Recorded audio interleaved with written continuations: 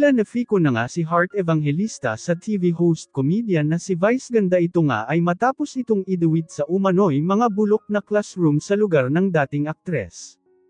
Ayon sa kampo ni Heart Evangelista, kung alam lang daw ni Vice ang naitulong ni Heart sa maraming school sa probinsya ng Sorsogon ay baka daw lamunin ito ng lupa sa hiya. Ayaw lang daw talaga ni Heart na ipaalam sa publiko ang mga ginagawa nitong pagtulong sa ibang tao. Narito panoorin ang video sa anomalya sa mga bulok na classroom. It's after 3 to 6 months again. At tapos tag-ulan pa. Correct. So, anong nangyari, nakita ng DBM na mabagal yung paggamit ng pondo. They drastically slashed it from an average about 100 billion to about 20 billion. No? That also created a lot of the gap in patong-patong na over the years. No? Pero that's 2018 to 2024. But 2024, klaro na DPWH, as mentioned by Senator Legarda, bakit binagsak from 17, naging 7.1 na lang? Doon ako nagtataka eh. Ganun din sa basic education facilities, binagsak din eh. Nasa 34, naging 28 na lang. So, pabawas ng pabawas tayo. So, siguro, the first issue to address is, let's put our money where our mouth is. Ang daming suggestion, ang daming nalalaman, ang daming experience ng mga tao sa kwartong to. Ngunit yung budget, wala. Paano tayo aandar nito? Wala naman palang gasolina. Sabi nga el fondo de la cuestión es el fondo. Hanapin ang pondo. Thank you, Senator Amy. And yes, definitely, that is the goal of the Committee on Finance, according to our chairperson, that we will make this an education budget. So thank you. We'll ask DepEd now to present. ASEC, RP.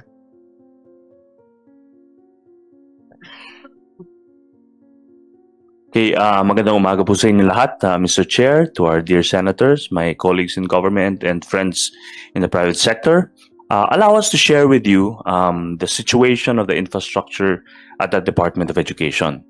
It's been mentioned repeatedly this morning that there is truly a backlog of 165,000 classrooms. And that has resulted in our learners to endure the following: double, triple shifting, reduced face-to-face time, overcrowded classrooms, breaching the recommended teacher-learner ratio of about 35:1 to 40:1, learning loss, particularly in the early grade learners, and compromised learner well-being and safety, especially far-flung and hazard-prone areas. Simply because, because of the shifting, they have to sometimes travel and go home beyond sundown. So allow us to give you a little bit of background. Please, 2 slides forward, please. Okay. Allow us to give you a little bit of background on where we actually get our funding to build these classrooms. We have our annual appropriation through the Basic Education Facilities Fund. That includes new classroom construction, repair and rehabilitation, electrification, priority school health facilities, school furniture. We also have a quick response fund. This is for repairs of calamity-stricken areas or classrooms that were caught on fire. We also have a last mile schools program to reach the underserved areas, particularly in the GIDA areas. And we restore our heritage sites called the Gabaldon School buildings. And in partnership with the DPWH and the local governments and the National Electrification Administration and private sector partners. Next slide, please. So what is DepEd's role in infrastructure delivery? We in DepEd are the end user agency. So we determine the school needs, we pinpoint the site viability, and we set the minimum performance standards and specifications for every classroom that needs to be built. Okay? We also coordinate with implementing agencies such as the DPWH, the NEA for execution, and while it's ongoing construction, we monitor the implementation progress of the classroom build. Next slide, please. So just to get to the heart of the matter, in our modified standard DPWH and DepEd school building design, you will see here the different variants of classroom buildings that we build. And the price to build it ranges from 29,838 pesos per square to 36,267. So that's the price range for every classroom that needs to be built. And this varies because we have different variants of classrooms that can withstand either 270 kilometers per hour of wind or 340 kilometers per hour of wind, particularly for the eastern seaboard that gets hit by regularly by a storm. And this is based on the regional construction materials price data as of March 31, 2024 by the Bureau of Construction at the Department of Public Works and Highways. Next slide, please. Asek, yung one story, how many classrooms yung one story? Please, the previous slide. So I know that per square meter is probably a better comparison, di ba? But just for our benefit, yung one story, two story, three story, four story, ilang classrooms yan? Ano po yun? There are 5 classrooms in the single story, and then you will see also in the 2-story, those are the 10 classroom category B, the 10 CL po. That's 10 classrooms. Okay. So the actual cost of building per classroom in the 10-story classroom is about 3.394 million pesos per classroom. 3.394. Mr. Chair, napansin ko lang without toilet. So each story, walang toilet. So kung 5-story building yon, 5 stories, walang toilet at yung toilet ay hiwalay at nasa ibang lugar. Yeah. Why is that? Ba't walang toilet bawat story? Para hindi na mahirapan yung estudyante na akyat baba. In some cases po kasi meron ng hiwalay na toilet. Bakit hiwalay? Bakit hindi kasama na doon sa building? It might be available already on site that we don't need to build additional capacity for toilets. No, sorry po, Mr. Chair. Kasi ito yung problema, kanina banggit ko yung PTA. Every time na magkaroon ng PTA meeting, palagi ang project ng mga parents teachers ay para mag-build ng toilet. At yung toilet ay hiwalay sa building, malayo. So pag mag-excuse me, may I go at yung estudyante, it will take him or her at least 10 to 15 minutes to get to the toilet and then going up the building. Whereas pag nag-build kayo ng building, ng mga classrooms, nandoon na mismo yung toilet sa per floor. Tama ba? Mr. Senator, ito lang naman po yung menu of options. No, but that's happening now. Lahat ng building na puntahan ko, in fact, nung last time bumoto ako, itong last election, sa Quezon City, 4 floors ata yun, bawat floor, walang toilet. At yung toilet hiwalay, ang layo. Ba't ganon? Pinaparusahan yung mga estudyante. Pag nag-build kayo ng mga buildings ngayon, school buildings, make sure na bawat floor meron ng toilet para hindi na mahirapan yung estudyante, especially mga elementary students to high school. Di ba, sir? Opo, sir, we will ensure that toilets are made available to... Kasi who decides kung may toilet o wala? Ito po is part of the parang master plan that each school actually submits to us. So it's really from the ground. Sila po ang nagde-determine ng kung ano yung mga pangangailangan. Is it the principal or the superintendent? Sino po yung nagsasabi, ang gusto namin may toilet, ang gusto namin walang toilet? Well, usually it's the principal, but we also set it with the parameters that we set on kung ano yung mga pangangailangan. So, binabangga po namin yan kung ano yung ask at ano yung determined need based on our criteria that we've set. Sige, Senator Kiko, then we'll proceed. Yeah, just very quickly because yung one-story classrooms, merong option of without toilet or with toilet. Pero yung 2-story at 3-story at 4-story, based on your data, walang nakalagay with or without. What does that mean? Can you clarify that? Kasi if you notice, di ba, dun sa one story, may without, category B, without, category D, with toilet, etc. No? Pero yung 2-story, 3-story, at 4-story, it has no distinction between with or without. Meron ba yan o wala? I think meron po. Meron po. Yung mga multi-story, meron pong mga toilet na yan. Okay. So, in other words, kaya siguro may option na without toilet dun sa first floor kasi yung katabi niyang already existing school building may toilet. I mean, I'm looking at that, no? But here, you should put with toilet para klaro na yung 2-story, 3-story, at 4-story with toilet yan. No? Opo, we'll do that, Chair, Mr. Senator. one more time. I don't think so, Senator Pangilinan. I've been to several school buildings and I've noticed, kaya nga nakita ko to, naalala ko, na 4th floor, 4-story buildings na walang toilet talaga per floor. Yeah. And you should know this. In some buildings actually, hindi naman po lahat meron toilet. Pero karamihan, pero you admit karamihan sa mga buildings na 4 stories na walang toilet per floor at nasa kabilang building or sa ibang lugar. And I've seen that for a fact.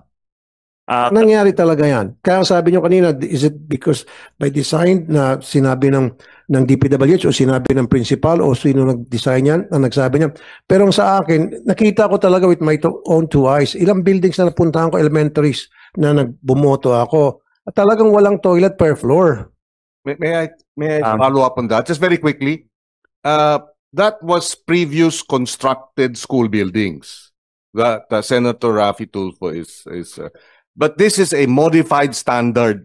Let's put it on record. Is it modified precisely to address the toilet issues, that the absence of toilets in 4, 3, 2-story buildings as observed by Senator Tulfo? Or is that a modified presentation now including toilets in every 2-story, 3-story, and 4-story buildings? I'm very kasi nakalagay modified. So my understanding, let me just finish. My understanding is kaya nga modified yan kasi may toilet na lahat. Yan ang pagkaintindi ko. Based on yung sinasabi ni Senator Tulfo na yung mga nakita niyang dating kinonstruct ninyo, walang toilet.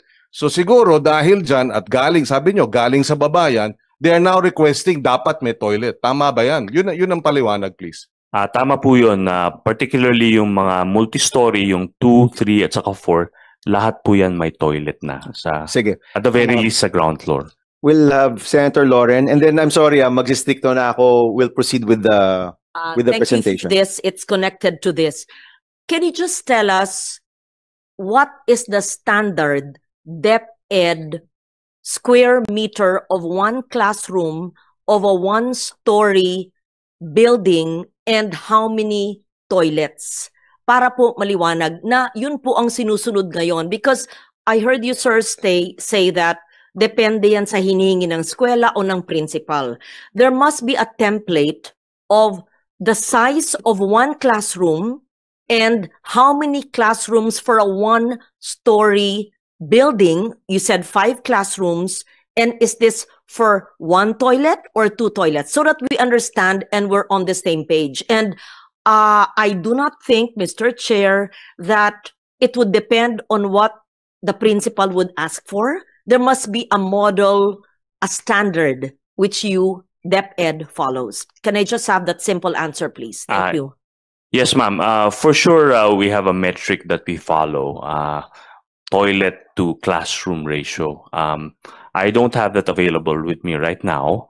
But one thing for sure is that the multi-story buildings, particularly the 2, 3, and the 4, will have toilets that are made available at the minimum on the ground floor. Yes, ma'am. My first question, sir, was how many square meters is one standard DepEd classroom? Yun muna. Yes, ma'am. It's 9 meters by 7 meters per classroom. And then the corridors are normally 2.5 meters wide. 9 times 7 meters per classroom, 5 classrooms for a 1-story building. You mentioned that. Is that standard or it would be dependent on the lot available? Or is a 5 classroom of 9 times 7 square meters with a 2.5 square meters corridor be the standard? Well, in our presentation, ma'am, you will note that there are 5 classrooms for every floor.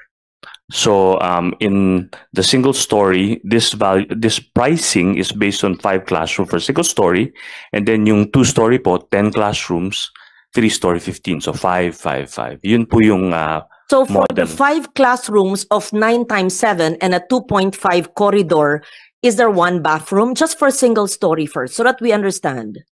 In some cases po, walang bathroom. That's one of the variants that we have. Because in some cases po, sometimes the space is limited. The buildable space is limited.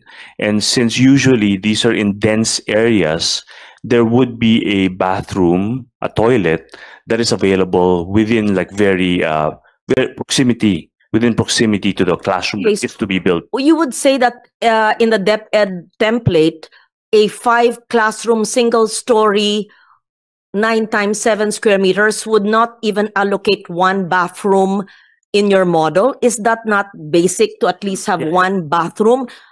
Gawin mandatory na may isang banyo man lang sa isang 5 classroom single story? Just, di ba basic? Go ahead, Yusek.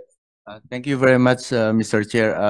Your Honor, the design of the department on the 5 single-story classroom has a design of a toilet at the end, either of the end of the classroom building, just to accommodate that all of the learners at 1:45 per classroom should have a toilet on that. However, there is a challenge, as ASEC AP mentioned earlier, that there might be less footprint for the buildable space within the school. So at some point, lagi din po siyang may wash facility at meron po siyang at least 1 toilet for that. In the case of multi-story building, we prioritize the construction of a 2-story, which can either have a toilet on each floor when available, or if not, find a place within the area proximate to that building, but so that at least merong toilet na magagamit yung mga estudyante. Thank you, Mr. Chair. Clarify. Meron pong nangyayari, nagko-construct po kayo ng 5 classroom na wala pong toilet dahil walang lugar. Hindi po makatao yun. Yung mga bata, hindi po naman pag ang klase 5:45 magigising ng 5, 4 o'clock kasi yung iba po naglalakad pa po ng 1 oras. Tapos walang bathroom. Kaya nga we're fighting the problems of sanitation dahil ang open defecation is another sanitary issue, sanitation issue. Hindi po makatao at hindi po ako siguro papayag ng ating maski isang single story ay walang toilet. 1:45 na nga, o 45 times 5. Tapos isang toilet lang nga, nakapila na yung mga bata doon. Tapos sasabihin pa natin, optional yun, depende kung may space. I'm sorry, I don't think that is correct. And Mr. Chair, makasingit lang, last na talaga, few seconds. Yeah, because maraming mga complaints dumating sa akin. Tama sinabi ni Senator Legarda, pila-pila mga estudyante. Ilan bang estudyante sa isang classroom? So kung sabi mo 5 classrooms, yan. So multiply that to how many students. And then yung toilet na kinoconstruct ninyo, ang liliit. Naka-accommodate lamang ng 4 to 5 estudyante bawat toilet. So kung ang estudyante pinag-uusapan natin ay 60, paano yan do the math? Pila-pila na at matagal ang pila. At kaya nga dyan pumapasok again yung PTA na naman. I'll go back to the PTA. So tuwing magkakaroon ng PTA meeting, ang palaging pinag-uusapan ay kung paano tayo makapag-construct ng additional toilet. Thank you, Senator Tulfo. Sorry, Mr. Chair. Actually, that's up to us, no? Nasa atin yan. We can put it as a special provision na lahat ng classroom building may toilet, no? So, I see the Chairman of Finance nodding his head. This is something that we have a solution to. ASEC AP, you may continue. Thank you, Mr. Chairman. Next slide, please. Okay, so we'll just walk you through the construction process of these classrooms. No, the first step is planning and the site identification, wherein DepEd validates the school level data to determine the needs and available buildable spaces, if there's actually space for us to build the classrooms that they need. So the next step would then be the programming and budgeting, wherein our funds, the basic education facilities and the QRF allocations are endorsed to the DBM for funding release. And then we implement DepEd and DPWH, implement the project through MOA. And this one, moving forward, we also hope that the LGUs and the PPPs may serve as co-implementers under the Classroom Acceleration Program. And then we monitor and evaluate. Our regional and divisional engineers monitor the implementation, and the findings are validated through our interagency between DPWH and DepEd site inspections. Next slide, please. So I think it was mentioned already earlier that in our current status, there are still some ongoing construction that includes carryover projects from previous funding years, no? Particularly as early as 2021. And as of July 2025, there are still several classroom construction projects that have not yet begun. Many are for mobilization and many are also under construction already. And given the limited absorption due to delays in funding release, sometimes the target dates have been extended or the construction has slowed down. Next slide, please.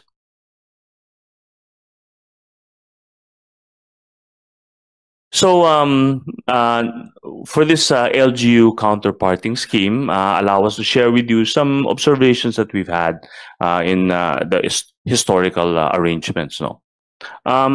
Sometimes the variations in compliance with the reporting requirements and technical specs.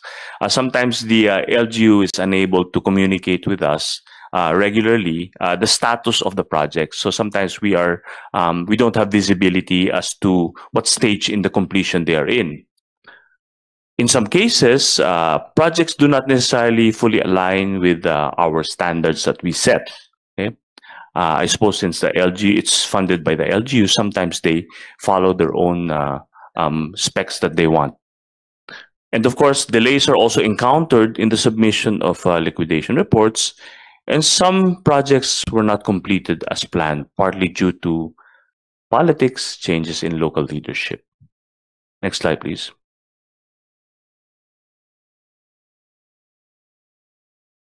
So these are our recommendations on the Senate Bill number 121. DepEd supports the intent of Senate Bill 121 and proposes the following implementation conditions. Number one, there has to be a clear delineation of roles and fund flow mechanisms between the stakeholders, DepEd, LGU, private sector. Number two, to require a national classroom master plan, that we all jointly agree on which direction we're headed, the actual list of schools that should be prioritized. No? And this is now being developed jointly with DPWH under the Joint Memorandum Circular 1 series of 2024.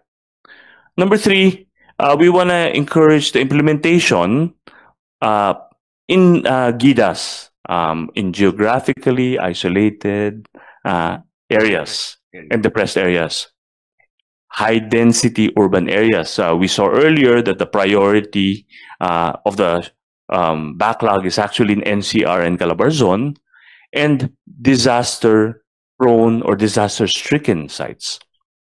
And number four, to institutionalize a central monitoring program for all these classroom builds, regardless of funding source.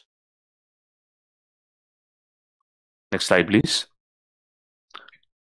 So other DepEd initiatives, the approval of the proposed special provision in the NEP 2026, which allows flexibility in the implementation of the school building program. Number two, update the classroom master plan using demographic considerations and projections and the prioritization index school level data under the JMC 1 series of 2024. And lastly, PPP projects. To really push for these PPP projects, or LGU projects must be consolidated into a central infrastructure database to avoid duplication. And before we end, we just want to express that we are really looking forward to this bill. The DepEd really hopes to have that flexibility to entertain and diversify our school building sources or suppliers, to be able to get the best quality at the best price at the most timely manner. And allow me to share with you, last month, we were in Tarlac in your province, Mr. Chair, to receive a donation from the Rebisco Foundation. It was a 2-story, 4-classroom building with 2 toilets on the ground floor. No? And of course, kwentuhan lang, we asked them, how much did it cost you to build this? And they had shared with us that for that building, it cost them 6 million pesos. So, Mr. Chairman, Pakiulit nga, 6 million for the 2-story, 4-classroom building. 4 classroom. Opo. President, if I may, Mr. President. Mr. 4 classroom. Classrooms at 6 million pesos. Correct. Yes. Mr. Chair, so that we compare apples and apples, magkano po per square meter?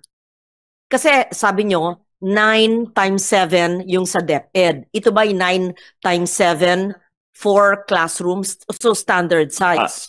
Yes, ma'am. They follow the standard size of the classroom, although they narrowed down a little bit on the corridor. Okay, 2.5 naging ilan? Roughly 1.5. With toilet. With toilet. Pero with toilet ito Opo. for both floors. So, Mr. President, Mr.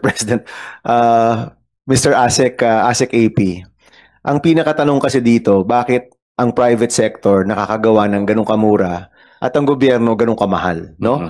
But let's let DPWH present also. Are you done with your presentation, Yes, sir. ASEC? Yes, thank you so much. Salamat. Marami Thank kaming you. tanong, but we will hold off on these questions. I'm going to jump to former, Senator Marcos. Information lang. Who is building classrooms now? Is the DepEd building at all, or have you passed the entire function to DPWH? Wala na kayong building program sa DepEd? Kasi may budget pa rin kayo eh. So, meron pa rin kayong engineering unit na nagko-construct? Lahat po ng new classroom construction is being done by DPWH. Okay, pero yung 7.1 billion na sinight kanina na nasa budget pa rin ninyo as school building program, saan ginagamit yon? DPWH pa rin? So wala na kayong school building program at all sa DepEd? Not that we implement directly, but everything is being built by DPWH, ma'am. Who does the maintenance, for example? If it's meron naman po silang MOE at the school level, pero kung kailangan ng medyo major repairs and rehabilitation, ang DepEd po ang nag-i-implement nun. Kasi 'di ba 3-4 na taon hindi pa nare-repair. Tapos QRF ninyo, magkano ba QRF ninyo? Pag bagyo. 3 billion po yung budget ng Opo, QRF. napakaliit pala. Okay. So to clarify, construction of new classrooms are with DPWH, maintenance and repair are at the school level or DepEd. Yeah. Yes, follow up lang yung 7.1 billion na yan, kumpara sa DPWH, nabanggit ni Senator Gatchalian kanina, natatagalan ng paglipat ng pondo. Bakit nasa inyo pa rin yung pondong 7.1? Bakit hindi na lang andun kaagad, linocate na sa GAA ng DPWH? Bakit sa inyo pa rin nakalagay yung 7.1? Maski last year, yung 17 billion nasa inyo pa rin, ba't hindi na lang irekta doon sa public work? We go through a process of joint validation muna, identification and joint validation, and then pag na-plancha na po yun, then that's when we actually Validation will not cost so much. Perhaps a task force should simply be set up for validation and so on. And the entire fund should just be put to the DPWH budget if necessary. Or mag-task force kayo. It's very, very inefficient. I don't understand what's going on. Thank you. Thank you. Okay, we're gonna jump first to former Mayor Ipe Remolyo so we can get a perspective of classroom building at the LGU level. no?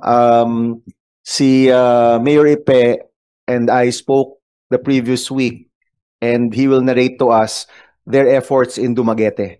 And then we'll go to DPWH. Okay. Thank you, Mr. Chair.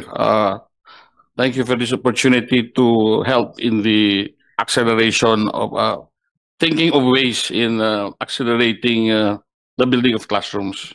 This is the Dumaguete experience. I'd like to go direct to the classroom cost summary for classrooms built by DPWH, the city, and the private partners like Security Bank Foundation, Angata Buhay, LBC, Philam Life. Okay, please go to slide 37. Okay. During my 9 years of incumbency as mayor of Dumaguete, we did not have to wait for national funds to be downloaded or to be used for building classrooms. Considering what everybody has already mentioned, it's a dismal, it's a criminal lack of classrooms in the country. We have built, completed and built 6 buildings, classroom buildings, 2-story, 8-classroom building, 3-story, 6-classroom building, 2-story, 2-classroom building, 2-story, 6-classroom building, 2-story, 8-classroom buildings, and 2-story, 8-classroom buildings. So we have completed 8 classrooms, 2-story buildings, and 6 classrooms, 2-story and 3-story buildings, and 2-story, 2-classroom buildings. And the summary states that per classroom, the average cost is about 2.135 million, or exactly 2,135,177 pesos, 0.44 centavos. And these are with toilets per not per classroom, but per floor, both on one side male, on one side female. Okay. Okay. This is a standard, meaning we basically follow the design of DepEd with our additions, like the number of toilets. On the size of the classrooms, it's the standard 7 times 9, or 63 square meters. Maybe we will show the pictures later on. No? We also have an experience of, as I said, we have completed all this using savings from the SEF, or the education fund, special education fund. Number 2, as an aside, we also, as a part of prioritizing education in local governance, the city actually, maybe we're the only city in the whole country that has bought a private school to make it a public school. It was also because of the circumstances where the private school was closing and we had to take over. And we had a bargain sale. We were able to buy a school run by the Ursuline sisters from Italy, which was appraised at about 325 million, but we bought it at only 175 million installment for 1 year. And DST, or documentary stamp tax, was all not paid by the city, but by the seller. Okay. Number 3, we also have our experience for DPWH implemented project. We have a 3-story 15 classroom and a 3-story 9 classrooms, which are still ongoing construction and delayed na ito.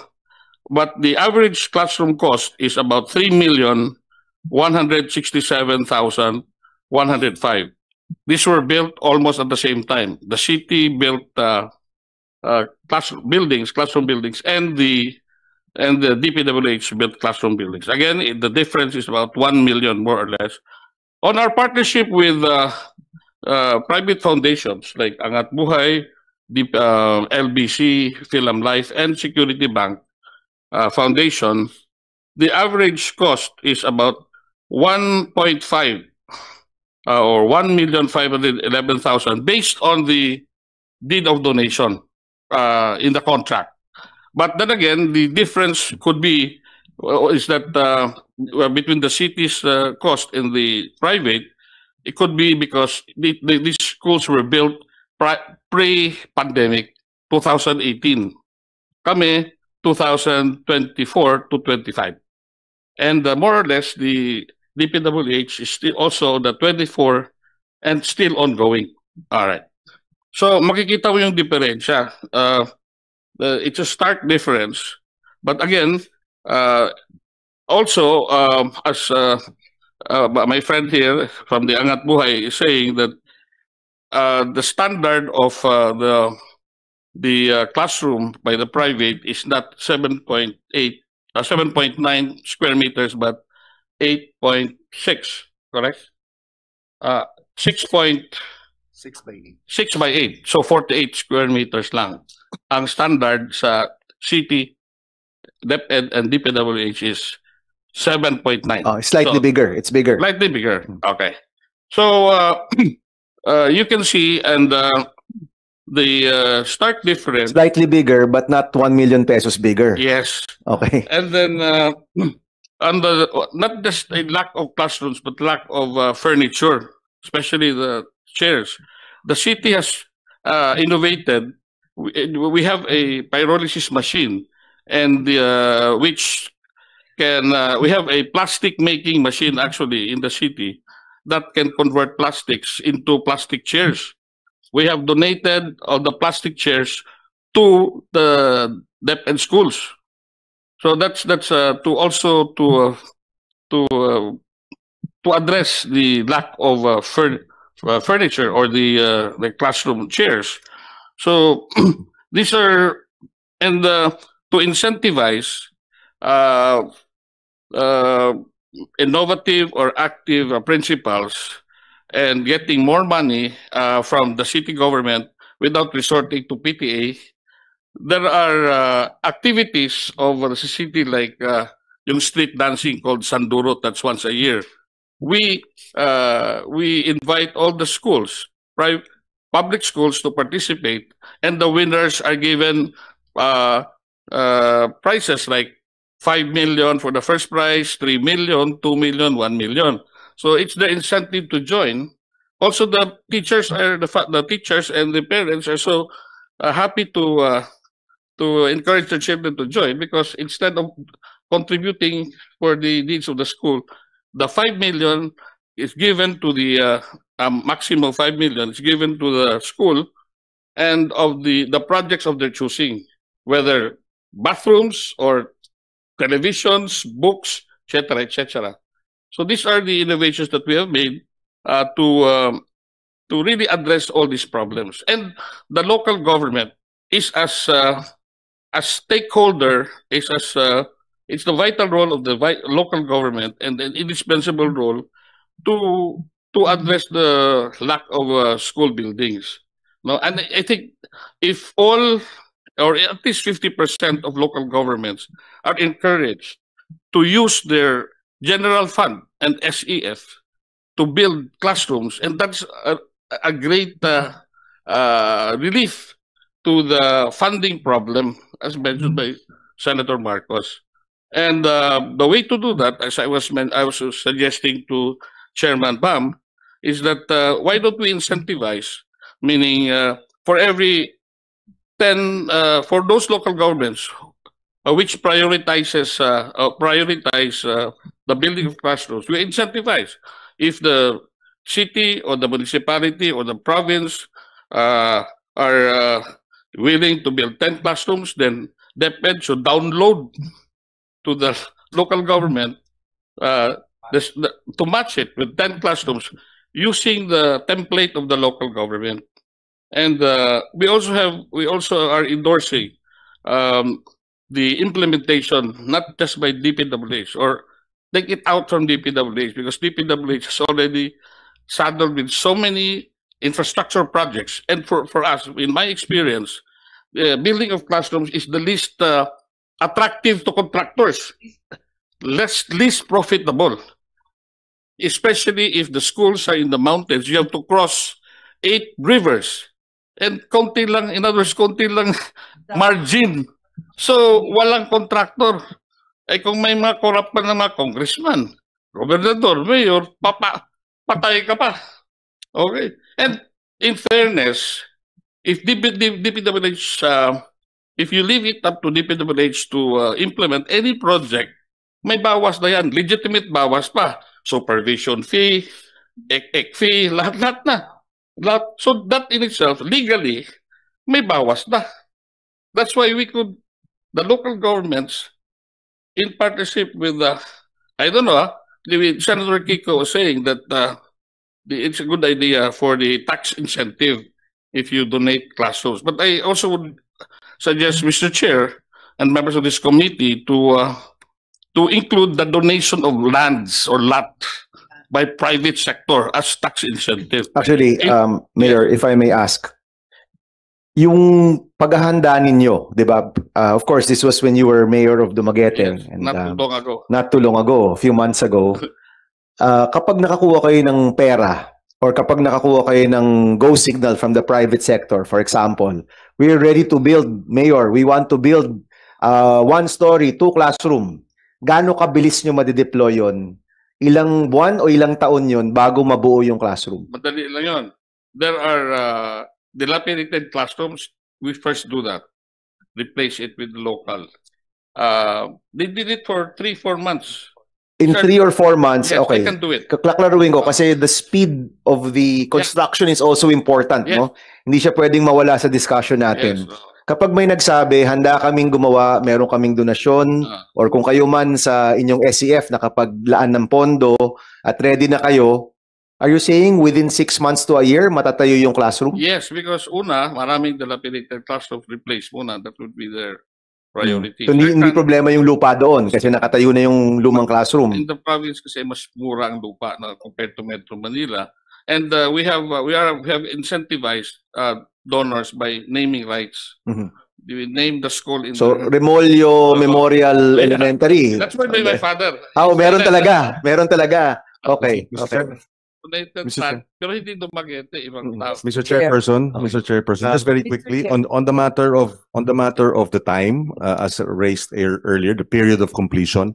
I may not have caught it, but you compared government and private sector in terms of cost, but in terms of completion period. That's a good question. Was it? It was already also intimated that yung transfer of funds itself, it's 6 months. Malaking Yes, delay but yun. in terms of Yes, correct. Dumaguete, Yes. how fast did you deliver via private sector relative to what government? Wala. Up to now, there's in our 3-story 9-classroom building supposed to be completed April of 2025. Hanggang ngayon, maybe we can.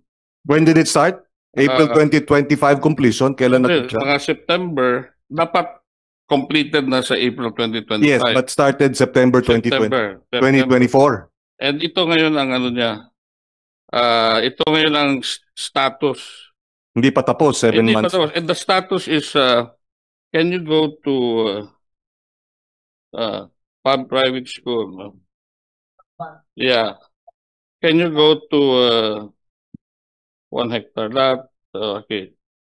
Okay, built by DepEd. In other words, what you're saying is it's cheaper and it's faster. Faster. Compared to the government public works school building projects. Ayan. Mas mahal na, mas matagal pa. Yan. That's no. School building okay. Ganito na lang. Slide number 29. 29 please. This is supposed to be completed. This is a 15-story 3-story 15 classrooms.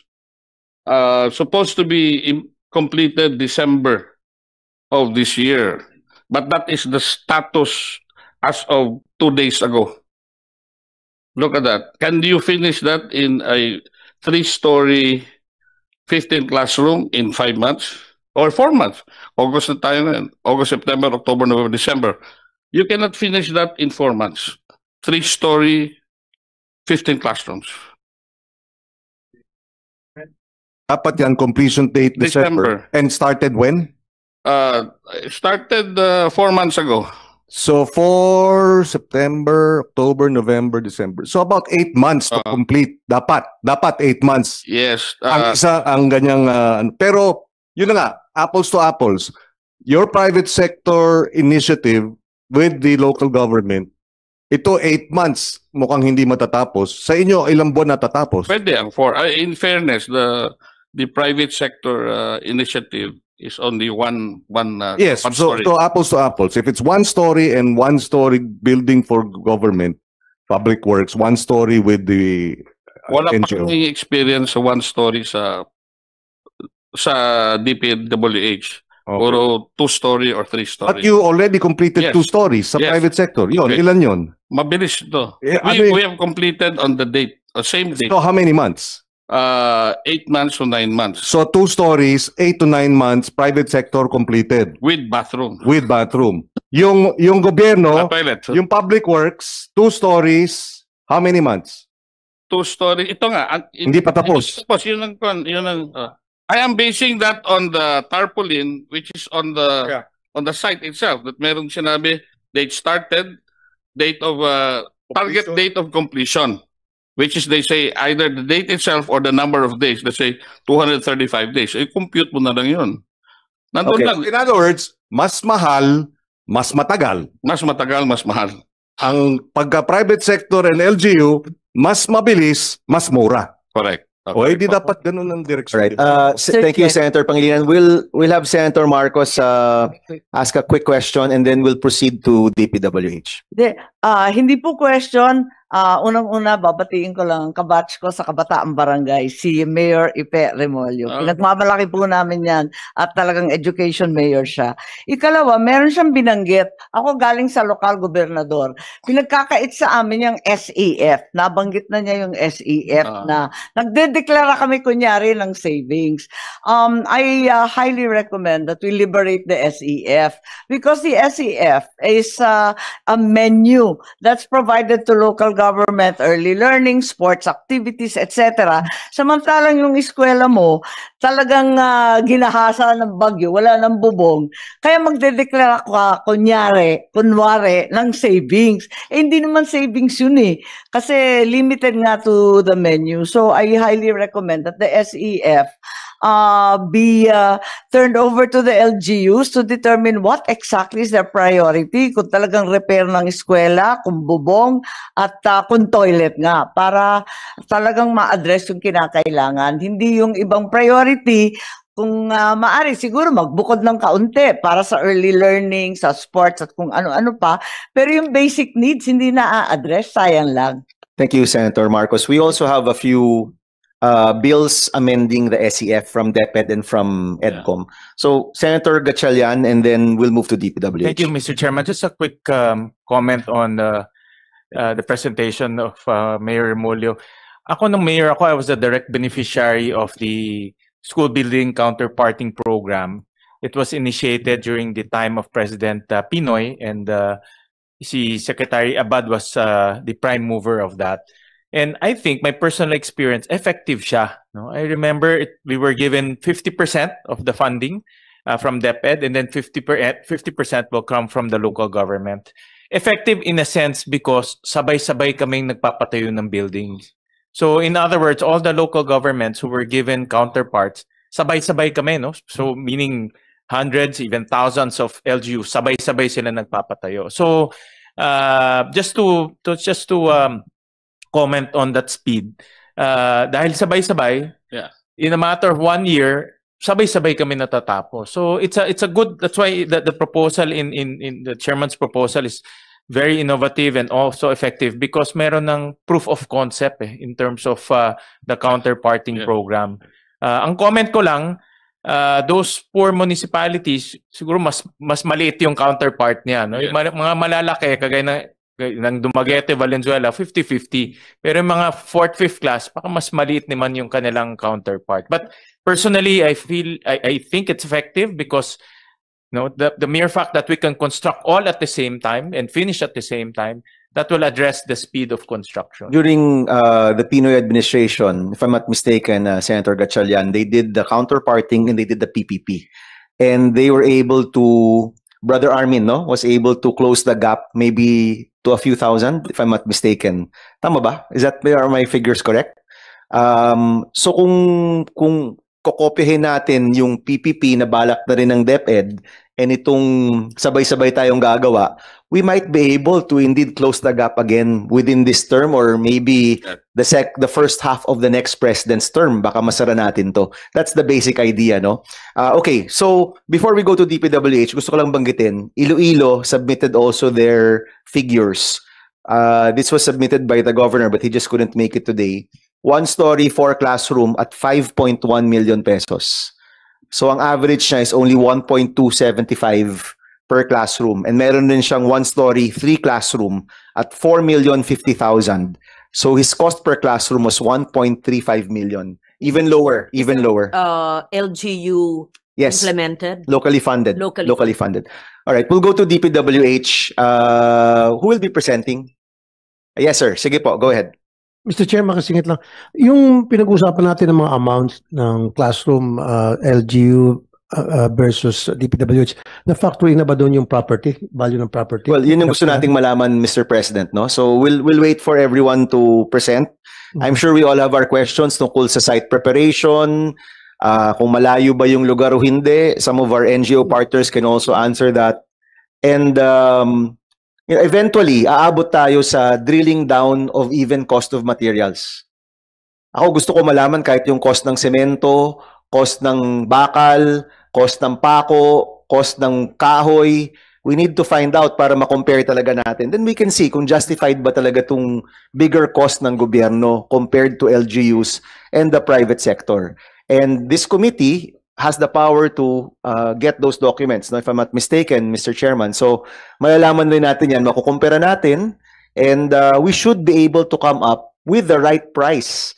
Kasi kung bumubuo po itong cap law na ito, ang DepEd is going to prescribe, di ba? Kung syudad ka, ganito yung presyo mo. Kung nasa rural area ka, ganito yung presyo mo. Kung nasa napakalayo, I think GIDA ba ang tawag doon? Kung GIDA area ka, ito yung presyo. And to be able to come up with those numbers, kailangan makumpara natin yan. And hopefully, with the support of our Chairman of Finance and the Executive Department, we'll be able to come up with a good fund na pwedeng sabay-sabay tayo lahat gumawa. So, do you wish to say something, Yes, Mayor? Mr. Chair, Very quickly, please. Yeah. Since Senator Loren was asking about per square meter.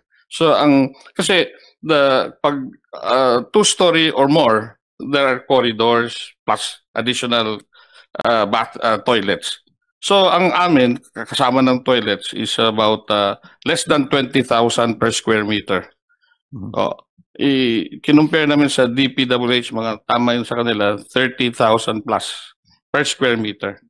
Ano kasi yan meron tayong cost of materials, meron tayong cost of labor, meron tayong contractor's margin, lahat yan mandated. And then yung mga pagkakaiba, which is the hauling, the differences in terms of logistics, yun yung gusto nating malaman. And the committee through the TWG will eventually go point per point. At makikita natin yan, compare natin yan, each of these aspects. No? But we won't do it in this hearing, we'll do it during the TWG and we'll present it in the next hearing. No? So let's ask DPWH to give their presentation, please. Sige, sir. Thank you, Mr. Chair, and of course the distinguished other senators who are here, of course DepEd officials and other participants here. So I just would like to start my presentation with the design codes and guidelines that we are using at the DPWH with regards to the design of school buildings. This is developed to address the increasing demand for safe, functional, and climate-resilient educational spaces. So this design specification for school building has been issued in August 2018 through a memorandum by then DepEd Secretary Briones dated December 15, 2017. First, of course, the MPSS for DepEd school buildings. And while this MPSS was developed a few years ago, we still follow and improve it up to now, if necessary, some of the guidelines contained in this department order, which I will be discussing later. Next slide, please. So these are the several design codes and guidelines and even laws that we are considering in our design of this BFF project, the school building projects. The 2018 standards emphasizes the importance of durability, cost efficiency, accessibility, and environmental responsiveness in school building design. So I would just mention not all of these parameters. We have the National Building Code, the implementing rules and regulation, the Green Building Code of the Philippines, the Plumbing Code, and the Accessibility Law, BP 344, to mention a few. So next slide, please. So I go now to the structural design parameters that we are using based on the Department Order 64 series of 2017 by DepEd. So next slide. So first would be the wind load. It was mentioned in the MPSS that I showed earlier that the roofing and walls shall be designed to withstand a minimum basic wind speed of 250 kilometers per hour. However, we are using the current wind load in our design to 270 kph under the category B and 340 kph under the category D, which are mostly coastal areas and areas that are prone to typhoon. Ito yung ating eastern seaboard na tinatawag. Habagat and Amihan were taken into consideration as well as per the previous MPSS. Now for the seismic load, we are the building is expected to withstand the 8.4 magnitude earthquake, and the finished floor lines shall be elevated usually to 2.2 meters above the level of flood, as indicated in the site appraisal report. Now for the live loads, we have 1.9 kPa per classroom, very technical. Now for the building foundation, it shall be designed for at least a net allowable soil-bearing pressure of 96 kilopascal. And it is expected for a design life of at least 25 years. Next. So I will show you here some of the floor plans of the that we are using at the DPWH. So next slide, please. So for this option, we can use it for a multi-story 2, 3, and 4 standard school building program. So you can see here in this option 1, we have 2 toilets at both ends of the building. Next option. So we have, if we opt to build with home economics room, so this will be the plan that we should be using. Yusek, Yes, sir. we can go to the, I know you have actual pictures, no, or actual designs. We can go there. Mhm. And can you also tell us how much, no, magkano to yung costing niyo dito? Sir, we have, I did not include the costing here for the moment, sir, because we have the tabulated as reported by DepEd. Yes, I just present, sir, the basis of our design at this time. So yung DepEd figure are your figures? Yes, sir. Yes, sir. So 3.93 million? Was that the reported ASIC AP? Roughly 3.93 There's a per range, classroom. there's a range Oo. between about 2.6 to 3.8. 8 million per classroom. Opo, opo. And pasok po yun sa DPWH figures. Is that correct? Yes, sir. What we are also using is this per square meter, sir. Okay, so So magkano we're- yung square meter? So we're around 30,000, sir, per square Okay. meter. I suggest you go to the next slides, yung mas descriptive yung mga designs para Yes, makita sir. rin ng mga tao, no? Okay, sir. So next slide, please. Mr. Chair, makasingit lang sandali. Correct me if I'm wrong, kung tama yung nakita ko kanina, yung design ng building can only withstand up to 4.4 magnitude ng earthquake? 8.4, sir. 8.4 8.4. magnitude. Okay, sorry. Yes, sir. Thank you. So next Yan. slide, please. Yes. Go forward. Forward. Yan. Okay. So these are the designs that you are following right now, no? Yes, sir. Okay. And this is a 10 classroom building? Yes, sir. I think that is 10. Yeah, two-story. Two-story. At magkano yung presyo nito, Yusek or Asek of DepEd? Ito yung kasama sa menu earlier, no? This is the one, right? Yes, opo. For the two-story 10 classroom building, it's between 3.4 million per square to 3.8 million per square. Okay. Or rather, sorry, per classroom. Per classroom. yeah. Okay. And per square meter, that would be around 30,000 per square meter. Between 32,400 square meters per square meter and 36,267. So between 32 to 36,000. Yes, Senator Lauren. Mr. Chair, just so that we're certain, Yes. apples to apples, this is already per square meter. The use of materials, the kind of cement, the kind of wood, ano kayang ginto ang ginagamit ng DPWH na halos doble? If it's 32 to 36,000 per square meter and the private sector, these are agencies of government. But perhaps, sino yung contractor na gumagawa ng 36,000 at sino yung contractor na gumagawa sa private sector ng 20,000? And we have to analyze that. We have to get to the bottom of it because maybe the ASECs and the USECs, both DPWH, DepEd, may not know the details of that. Baka give them the benefit of a doubt. Mas makapal ba ang semento? Nara ba ang wood? Ano ba ang ginagamit? LED na ilaw, mas mahal. I cannot imagine, Mr. Chair, for the life of me, almost double. So, the backlog in classrooms, it will be halved with the budgets that we have. Makakalahati po kung yung contractors ng pribadong sektor na donors nila ang gagawa. Di iban na natin yung mga 36,000 na yan kung meron palang halintulad sa quality po na 20,000. That's my take on that. Yes, Senator Lauren. That's exactly where this committee is going to go, no? Kumbaga, gusto nating malaman nasaan ba talaga yung pagkakaiba, no? Nasaan? And during the TWG, we will require the different groups to submit all the way to cost of materials, cost of labor. Malalaman natin yan para makumpira natin. Baka naman yung semento po ninyo, kalahati lang yung presyo sa semento nila. No? Malalaman natin yan, di ba? And hopefully, we can move forward and really provide the best value for our students. Kasi tama po si Senator Lauren, kung magagawa natin to at 1.5 to 2 million, parang dumoble yung kaya nating mabuo na classroom, no? And I think this is something we can all get behind, no?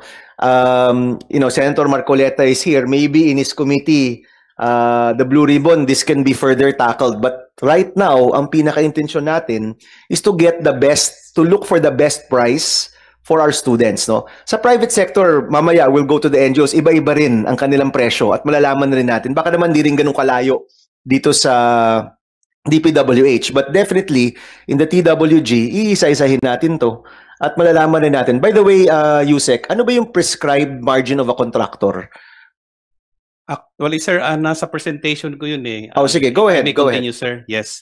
So, next slide. So, sir, ilang perspective lang ito yung papakita namin. Just like the 3-story, 15 classroom, and then next, the 4-story. So, hanggang dito lang po, sir, yung pinakamataas na standard specification po natin ng DPWH pagdating sa school building. Mr. Chair, makising lang, mabilis lang, Yes, sir. in support dun sa sinabi ni Senator Lauren Legarda kanina. Yung pinakaiba nga nung kontrakto ninyo at kontrakto ng LGU, bakit mas mura yung kontrakto ng LGU? Pagdating sa kontrakto ninyo, kayo mas mahal at ano nga meron. So siguro mas maganda, tulad ng suggestion ni Senator Lauren, tanongin nyo siguro kung sino mga kontrakto ginagamit ng mga LGU na mas mura para yun na lang gamitin ninyo. Para mas makamura pa tayo, mas papabilis pa yung construction ng building. Kasi sa inyo, umabot pa na up to 3 years. Samantalang sa kanila, 7 months lang, maximum 1 year. Sa inyo, matagal na mahal pa. Dito sa LGU, sa mga private sectors, mura na, mabilis pa. Meron pang kasamang toilet. Sa inyo, wala. Mr. Chair, to ahead, add to that, that's a good observation, Mr. Senator Tulfo. In addition to that, yung 6 na building, school buildings na build ng Dumaguete, walang iba-ibang contractor niyan, walang doble. So there's 6 different contractors, more or less the same price. Prices. So pwede tama, pwede naman i-introduce sa iyo yung contractor na nag-contract sa amin. Baka naman makabigay sila ng Generally, Mayor, magkano ang margin ng mga contractors that you were able to get? I think it's about 7 to 12%. I think that's a standard. That's the standard, no? But in your case, baka naman nag-zero sila. Or Sigurado nag-donate kami, sila, hindi naman. Hindi naman. Ang sigurado ko lang, ang back namin malinis. Walang patong sa mayor, wala kaming komisyon. Kaya nakakatipid ang ano. Well, This is what I can say for myself. and later, we'll ask the NGOs also. Baka naman kaya kayo nakakamura is kasi yung contractors ay hindi kumikita. Maybe they're donating their margins. No? We'll find out. Malalaman ho natin. Sige po, Yusek, go ahead. Okay, thank you, sir. Next slide, please. Next slide. So ito, sir, yung costing consideration ho ng DPWH. So for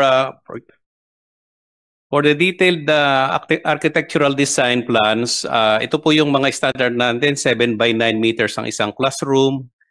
And then sa price of materials po, meron po kasing system sa DPWH na tinatawag nating construction materials price monitoring, na every quarter po ay ina-update po yun ng aming department for a certain areas. For example, for Region 1, iba po ang magiging presyo niya doon sa ibang regions based on their vicinity. So every quarter po ina-update namin yan, yung mga semento, bakal, lahat po ng mga materials na gagamitin doon sa school building. Yusek, yung presyo ng materials ninyo versus market price, gaano kayo kalayo?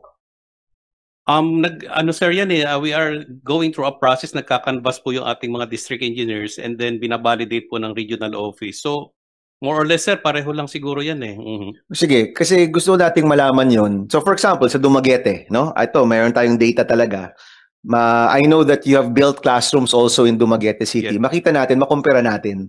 Because kung pareho yung price of material ninyo, at pareho naman yung probably labor cost, at standardized naman yung contractor's margin, saan nagkakaroon ng pagkakaiba sa presyo na 30 to 40% ang pinagkaiba? Yusek? Yes, sir. May I continue, sir? Yes, go ahead. Sige. Now, likewise for the labor cost, we are updating it every quarterly. Base po doon sa DOLE labor rates for every region. So quarterly po, pag nag-issue yung DOLE, ina-update po namin. And then also the equipment rate. Kung kailangan ng equipment, we are based po kami doon sa 26th edition ng ASIL rate. Standard po yan na ginagamit ng lahat ng mga implementing offices. Next slide.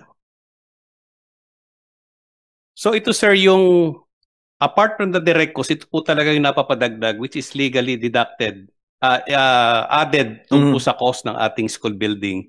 Ito po yung tinatawag natin na indirect cost, which is the overhead contingencies and miscellaneous.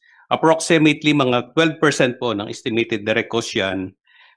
For projects above 5 million up to 50 million. Kung ang project po natin is within that range, 12% po yung ating OCM kung tawagin.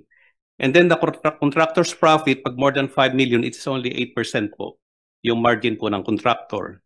And then VAT, I think ang VAT ngayon is 12% po, nagtaas po sila. And then we are also deducting the engineering and administrative overhead. Normally po 0.5, 0.5 po kami ng DepEd. So yun po. So next slide please.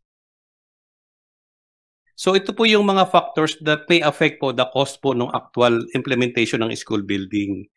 So based po doon sa ating parameters na diniscuss ko kanina, we are also conducting the soil boring tests to determine the capability of the soil to carry the structure. So magdedepende po talaga yung foundation natin sa design, foundation design based on the result of the geotechnical investigation. So malaking factor po yan kasi pagka malambot talaga yung lupa, we will need siguro mga mat foundation based po doon sa mga design po natin. Minsan po mayroong kailangan pong itaas natin doon sa ating sinasabi natin kanina na 0.4 above the flood level. Minsan po may mga area talaga na matataas, itinataas pa natin kasi nagbabaha. Meron po mga adjustment po na ganyan. Yes. Yung soil test, ang gumagawa ba DPWH o sa Bureau of Soils ng DA? At hindi ba nakabaon na yun sa budget nila? Kailangan pa nyo silang bayaran? Just for that, Mr. Chair. Please respond. Mr. Chair, usually po DepEd talaga ang gagawa noon. Pero meron po kaming arrangement ngayon sa 2025, mag-download po sila ng pang-soil test po nila dito sa aming Yung soil test ba kasama na yun dun sa cost of the building? Hindi po. Hindi pa. So iba pa yon. Hindi So po, that's sir. not a reason why Yes. mataas yung presyo ng building natin, no? Hindi yun yung reason kasi iba yung pondong yon, no? Okay, Senator Pangilinan? Are you saying what you're doing here, the private sector does not do? I just want that clarified. I don't know, sir. Well, that's Siguro what po. maybe we should be able to present because you're defending your budget, eh. Yes, sir. And you're defending it against a lower budget. So maybe it should be part of your presentation to compare it with the lower budget and defend it. Hindi ba? Yes, sir. Okay, thank you. Yeah, go ahead. Ano yung soil test being done by DepEd? Meron ba silang expertise para mag-conduct ng soil testing? Sir, pinapabid out din po nila yun. Okay. Yes. But that's a separate allocation. Yes. It's a separate allocation. Mhm. Sige, Yusek, go ahead. May I continue, sir? Minsan naman po re-request sila ng other amenities, not amenities, other structures. For example, merong gusto nila magpalagay na rin ng solar panel kasi kailangan din naman talaga doon sa mga lugar. Opo. Minsan may water tank, may mga ganun po silang mga requests or additional comfort room. But Yusek, hindi yan kasama dun sa costing na pinakita ng DepEd. Hindi Ito po. mga dagdag. Hindi po. Oo. Let's just keep it to the basic, no? Kasi we're looking at bakit yung basic cost nito at basic cost ng LGU ay magkaiba, no? Sige po. I think, sir, that is my presentation po. Tapos na po. Mr. Chairman, a quick question lang. Very quick question based on an earlier interjection by Senator Win. No?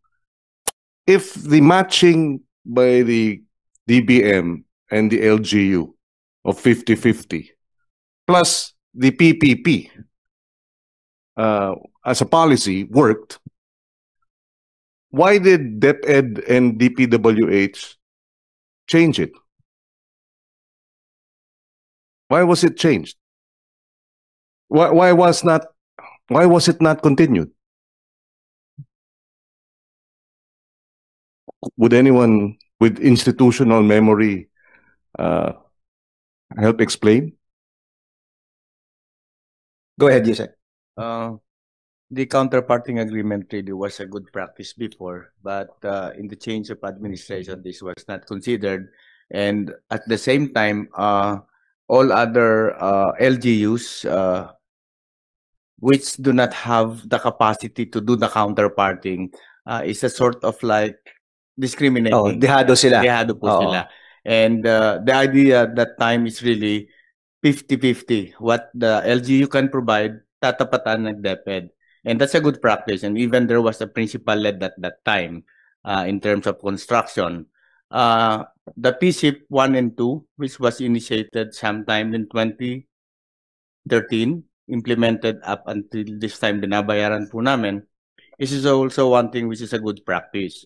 And that's why the department is already initiating another PPP for the additional 105 classrooms up to 2028. Did Yes. they explain why they decided not to continue?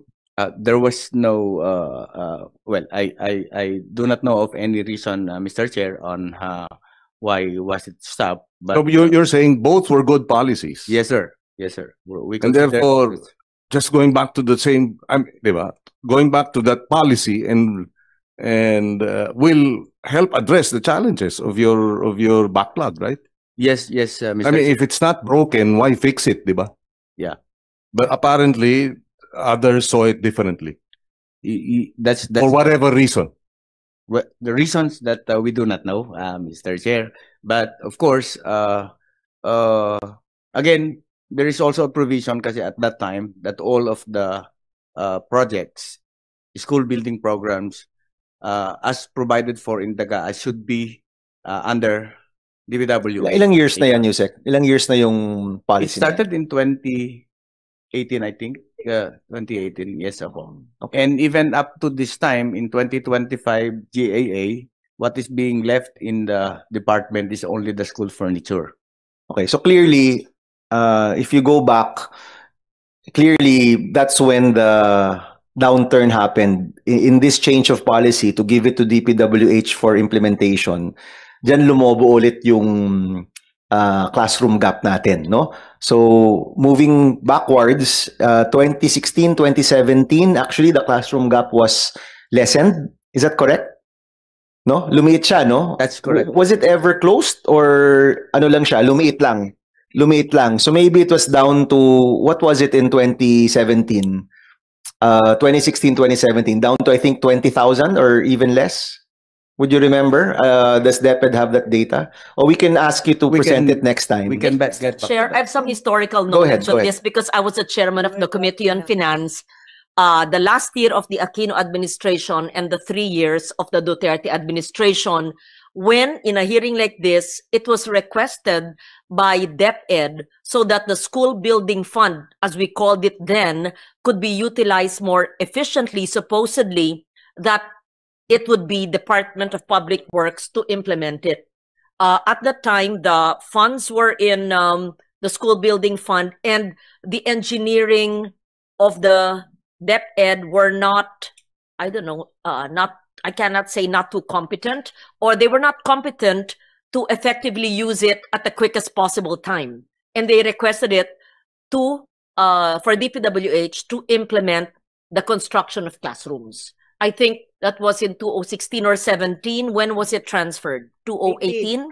Or 18. That was during our time. And so we abided by the request of the agencies. But apparently, Yes. I mean, it didn't work. That's why an assessment is needed, because at the time it was lagging behind when it was under DepEd, and they requested, can you decongest it from us and transfer it because we don't have the engineers to do it. So perhaps it's been 8 years since that request was made, and check, or was the lag? Was the lag in the implementation of classrooms better when it was with DepEd, or is it better or just as bad? Perhaps we should review that. Well, thank you. The reason why we have this bill, Senator Lauren, is to address these problems, no? So, kung ang DepEd, I don't recall kung sila yung nag-request to give it to DPWH. Ngayon naman nasa DPWH, pero lumobo rin yung ating classroom gap. Maybe this third suggestion to go back to a PPP or to partner with the private sector LGUs, maybe that will finally address this. No?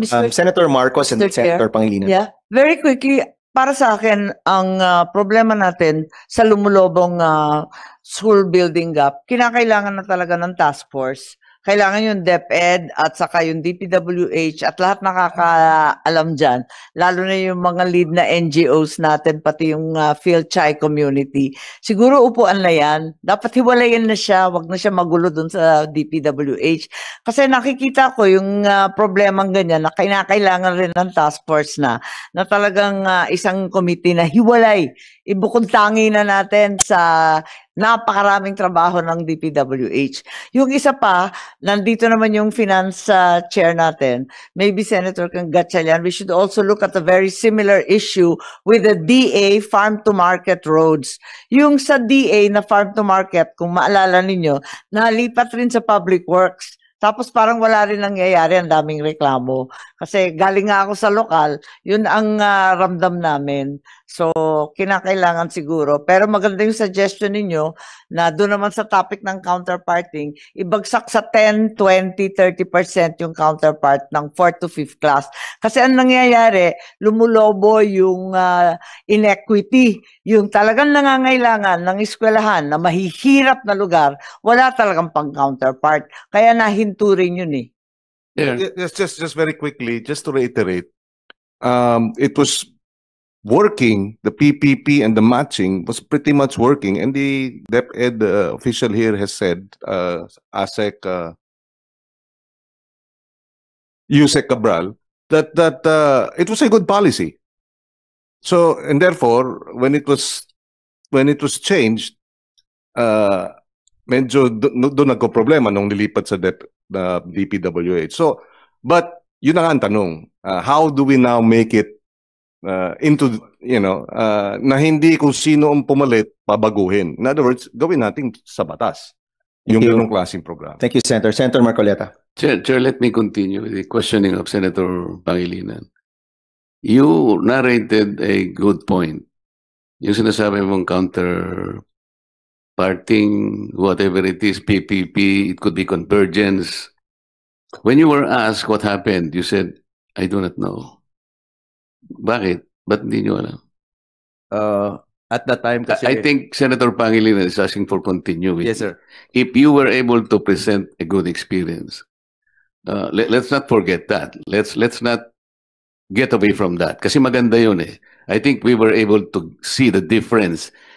Before DPWH took over, you were saying that there is a light at the end of the tunnel. Pero you were asked, bakit hindi kinontinue? And you said, it was a good policy maybe. That was the point where we were having good turnout of school buildings. Hindi man lang natin lahat, but we were succeeding. Bakit hindi tinuloy? What happened? What is the reason why it was not continued, given that it is a good initiative? Mr. Chair, Your Honor, the response that I made is that simply because I was not part of that time, I was an implementer in 2014 and up to 2016, 2017 in my capacity. That's the problem. There is no continuity. You know, I saw a plan in South Korea. Meron silang sinusundan na plano, 1901 until the present. Kahit na pinakulong nila 3 presidente nila, it doesn't matter.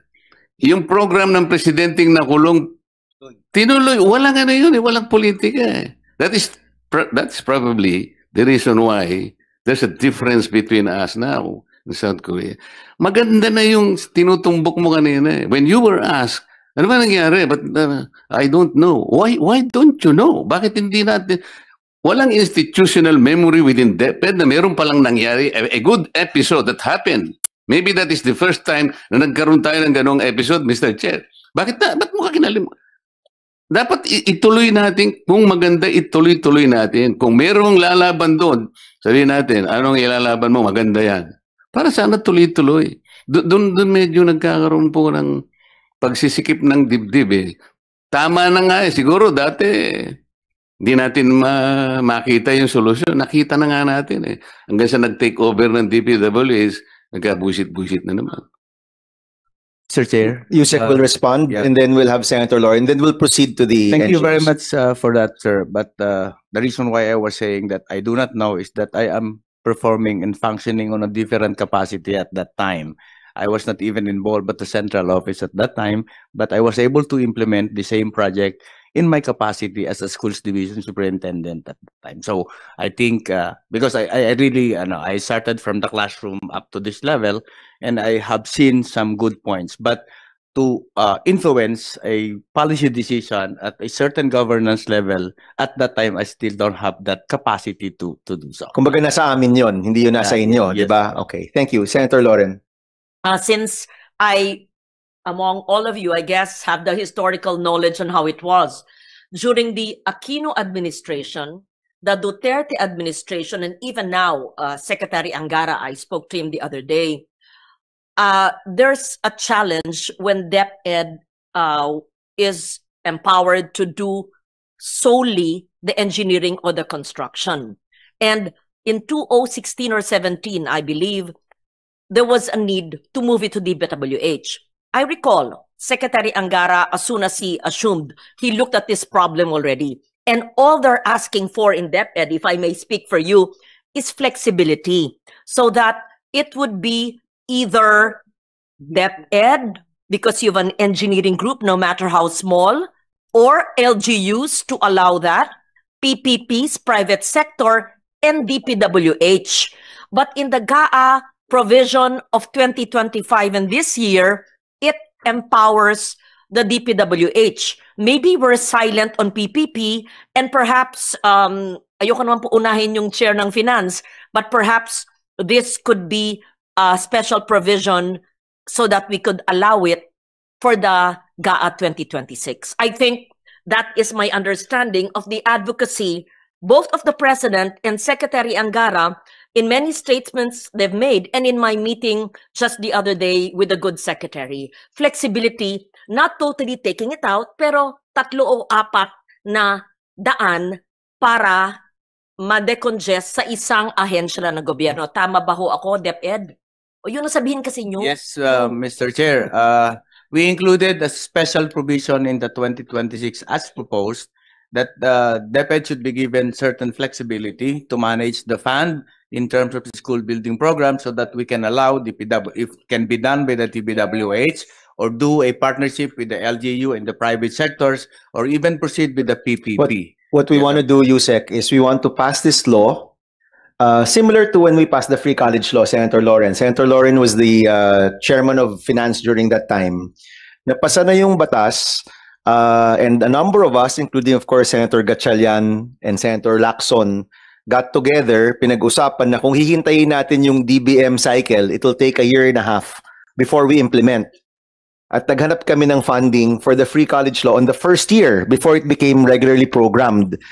At ngayon, coming from the flood control controversies na nakikita natin, mukhang may masisave tayo doon. Baka pwede yung perang yon magamit natin for the classroom acceleration program. And that will provide you the cover to create that task force or council that Senator Marcos is talking about to focus on the classrooms, where we can have the LGUs and our private sector participate in this national fund na kung saan sabay-sabay tayong gagawa.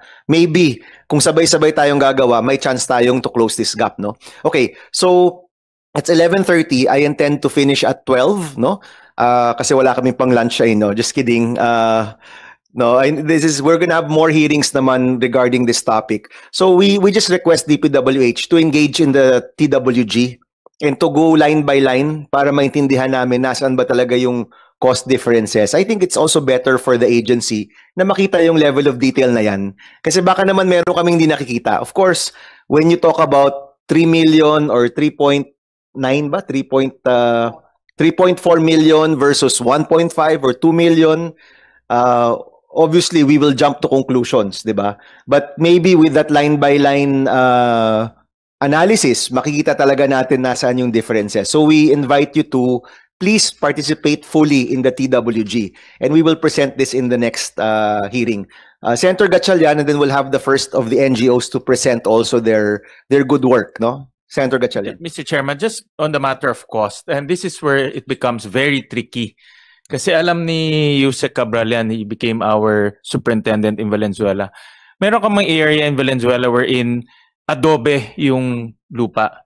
May area kami sa Valenzuela, putik yung lupa, no, in barangay. It's muddy. And I remember asking, I think it's our local engineers, the cost of a building, 2-story building in that maputik na lupa is twice as much as the one in putting up in adobe because of the foundations. Tama ba, engineer, sa DP? So this is where it becomes tricky because the foundations of different barangays, different areas, iba-iba, may malambot, may matigas.